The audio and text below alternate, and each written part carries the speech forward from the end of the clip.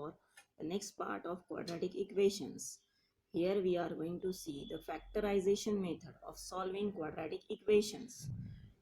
So let us check what are the sums which can be used for this method, factorization method. So here is the quadratic equation 2y square plus 27y plus 13.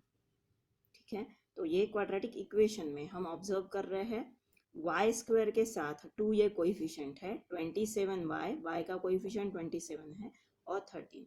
अब factorisation method specially क्या बताता है हमें, तो इसमें observe करना है n terms को, n टर्म्स के कोएफिशिएंट कैसे है वो ऑब्जर्व करना है. तो n टर्म में है 13 और यहाँ पर y स्क्वायर का कोएफिशिएंट 2, तो 13 टूजा होता है 26, 13 टूजा होता है 26.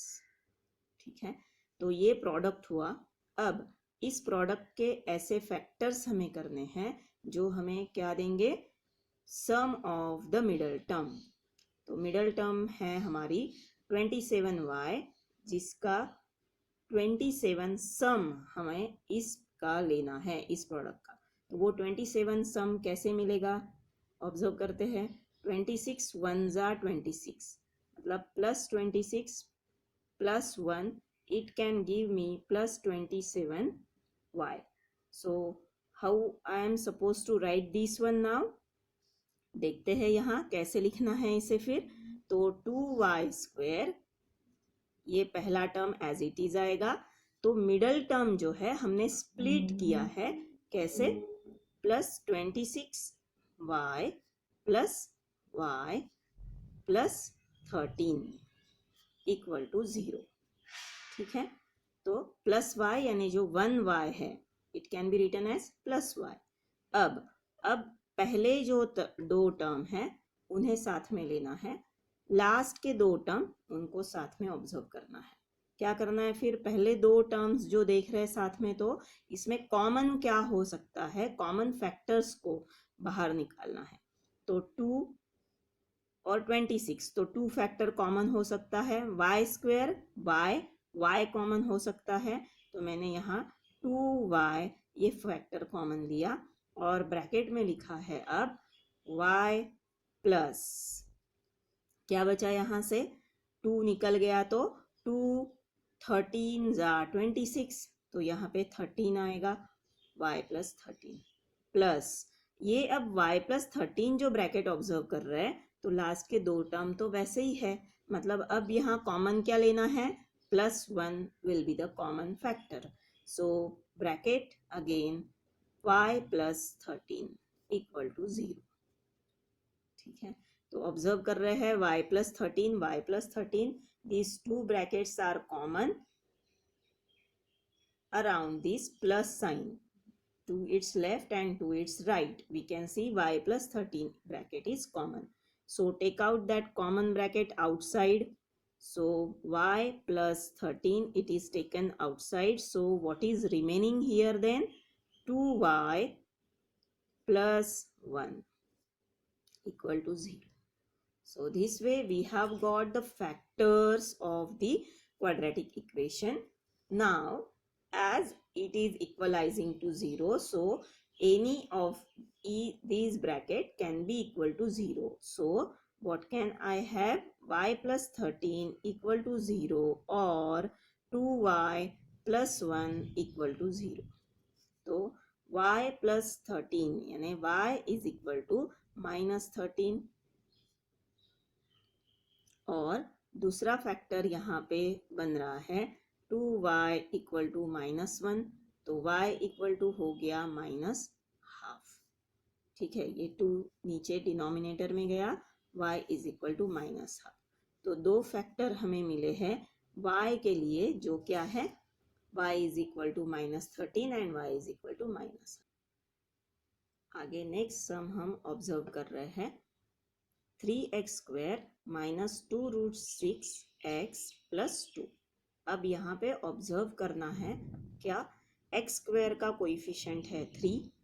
ठीक है, और लास्ट n टर्म है, कांस्टेंट टर्म है 2. ठीक है, तो अब इसके फैक्टर्स हम कैसे तैयार करेंगे, क्योंकि हमें सम क्या आना चाहिए, इसमें सम आना चाहिए -2√6, ऐसा सम हमें आना चाहिए।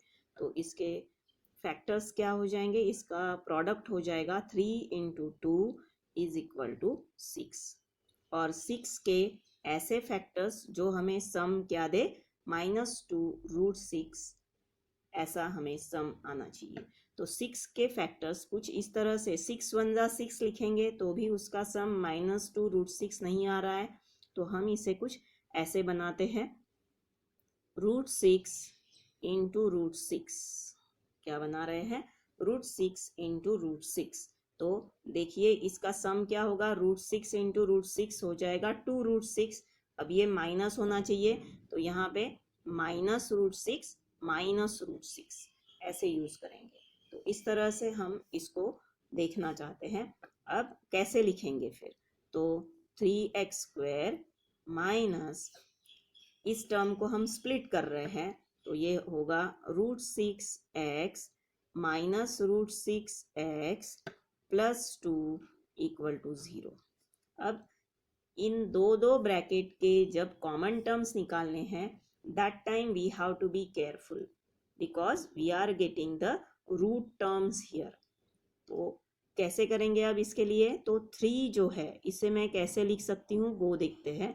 √3 × √3 लिख सकते हैं। √3 × √3 कैन गिव मी 3x², ये एक ही टर्म है, माइनस √6 जो है कैसे लिखा जा सकता है, 3 × 2x, माइनस ये √6 again same way, 3 × 2, 3 × 2 = 6 x, plus 2 को कैसे लिख सकते हैं हम, √2 × √2 या स्क्वायर रूट में 2 × 2 जैसे भी, तो =0।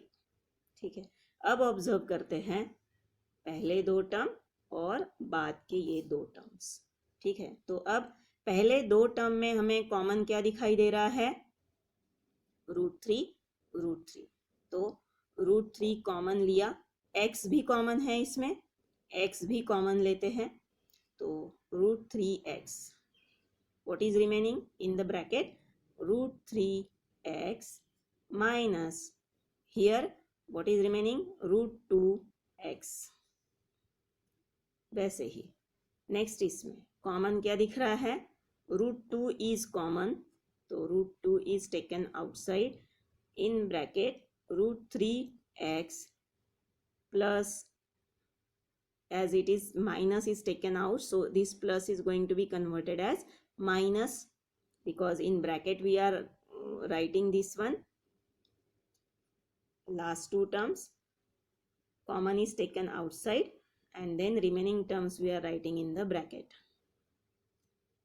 Now observe here, this bracket and this bracket, they are same, so what it will go, this common bracket will be taken outside, and then in bracket what it remains, yes, here no x should be there, √3 minus 2 minus √2 minus root, here now what is remaining in the second bracket, second bracket will be √3x minus √2, either of these brackets are going to be 0, so here what it will come, here it is multiplication sign, remaining brackets, so √3x minus √2 = 0, or √3x minus √2 = 0. So it will be √3x = √2 or √3x = √2. So x equal to √2 upon √3 or x equal to √2 upon √3. So these two are the factor. Therefore, factors are